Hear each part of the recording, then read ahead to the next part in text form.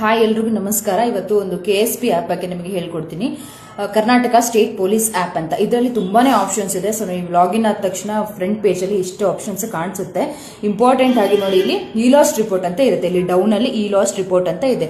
ನೀವು ಮೊಬೈಲ್ ಕಳ್ಕೊಂಡ್ರೆ ಅಥವಾ ನಿಮ್ದು ಯಾವುದೇ ಡಾಕ್ಯುಮೆಂಟ್ಸ್ DL RC ಅದು ಇದು ಯಾವುದೇ ಡಾಕ್ಯುಮೆಂಟ್ಸ್ ಕಳ್ಕೊಂಡ್ರು ಇಲ್ಲಿ ಬಂದು ನೀವು ಕಂಪ್ಲೇಂಟ್ ಮಾಡಬೇಕು.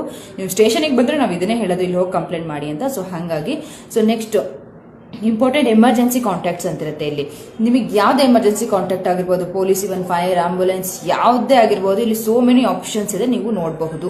ಸೊ ಹಾಗೇನೆ ಸ್ಟೋಲನ್ ವೆಹಿಕಲ್ ಸರ್ಚ್ ಅಂತಿದೆ, ವೆರಿ ಇಂಪಾರ್ಟೆಂಟ್ ನೋಡಿ. ಇಲ್ಲಿ ಇದೇನಪ್ಪ ಅಂತಂದ್ರೆ, ನಿಮಗೆ ಸೆಕೆಂಡ್ ಹ್ಯಾಂಡ್ ಅಥವಾ second hand vehicles 2 wheeler 4 wheeler ಯಾವುದೇ ತಗೋತಿದ್ರು ಕೂಡ ಅದು ಕಳ್ತನದ ಅಥವಾ ಎಷ್ಟು ಕೇಸ್ ಇದೆ ಅದ್ರ ಮೇಲೆ ಎಲ್ಲಾ ಡೀಟೇಲ್ಸ್ ಕೂಡ ಅಲ್ಲಿ ಸಿಗುತ್ತೆ. ಅದ್ರ ಇಂಜಿನ್ ನಂಬರ್, ಚಾಸಿ ನಂಬರ್ ಹಾಕಿ ನೀವು ಸರ್ಚ್ ಮಾಡಿದ್ರೆ ಅದ್ರ ಮೇಲೆ ಏನೇನು ಕಥೆಗಳಾಗಿದೆ ಎಲ್ಲ ನಿಮಗೆ ಗೊತ್ತಾಗುತ್ತೆ.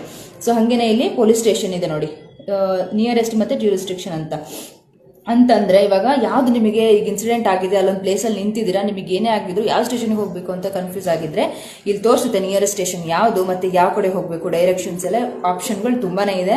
ತುಂಬಾ ಆಪ್ಷನ್ಸ್ ಇದೆ ಇಲ್ಲಿ. ನನಗೆ ಟೈಮ್ ಇಲ್ಲ ಈ ವಿಡಿಯೋ, ಸೊ ಟೈಮ್ ತಗೊಳುತ್ತೆ, ಟೈಮ್ ಜಾಸ್ತಿ ಹಿಡಿಯುತ್ತೆ. ಸೊ ಹಾಗಾಗಿ ಇದು ನೋಡಿ ಡೌನ್ಲೋಡ್ ಮಾಡ್ಕೊಳ್ಳಿ. ಸೊ ಇಂಪಾರ್ಟೆಂಟ್ ಆಗಿ ನಿಮಗೆ ಡೌನ್ಲೋಡ್ ಮಾಡ್ಕೊಂಡ್ಮೇಲೆ ಇದ್ರ ಬಗ್ಗೆ ನಿಮಗೆ ಖಂಡಿತ ಗೊತ್ತಾಗುತ್ತೆ.